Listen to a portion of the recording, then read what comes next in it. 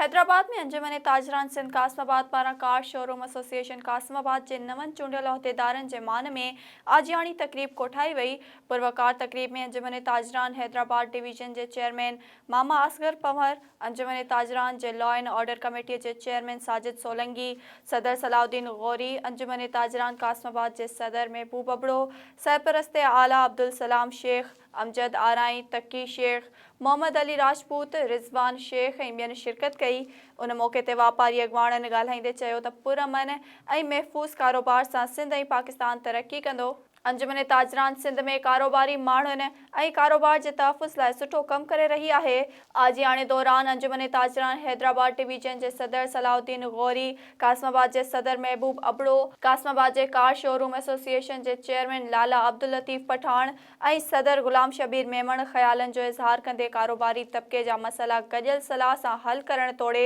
वापारी बिरादरी के तहफ़ुज़ फराम करण लाइ गजल कोशिश ऐं असरायता कदम खणण ते इतफ़ाक़ कयो। कासमाबाद कार शोरूम जो पहिरियों दफ़ो इलेक्शन थी आहे जेका जमहूरी रवायतनि तां थींदी आहे। हूअं त बॉडी सिलेक्ट थींदी ईअं ईंदियूं चार दोस्त गॾिजी सिलेक्ट कंदा त वही बॉडी आहे, पर पहिरियों दफ़ो इलेक्ट थी वोटनि जे जेके बि दुकानदार आहे उन्हनि जे वोट सां चूंडिजी आई आहे।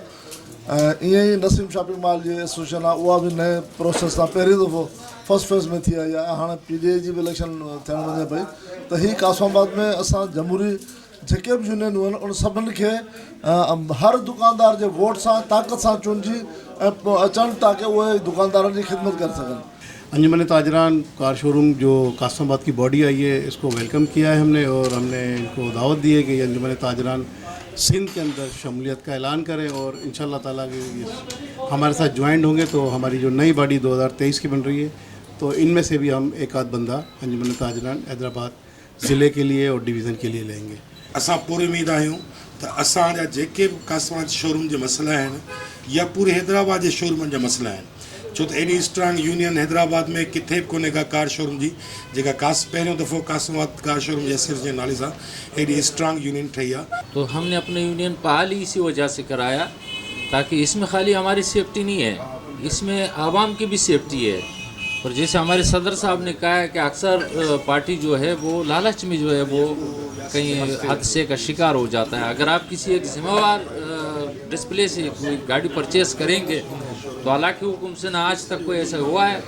और ना होगा। तो कुछ दिनों में मामलात मेंटेनेंस कर रहे हैं, हमारा एक ऑफिस होगा, लिहाजा जो भी गाड़ी परचेस करे वो फाइल यूनियन के ऑफिस में लेकर आएँ, वहाँ उनके रजिस्टर करवाएँ, कंप्यूटर में उसकी फिटिंग करेंगे तो हालांकि हुक्म से फिर जो है कोई भी बंदा हादसे का शिकार नहीं हो सकता।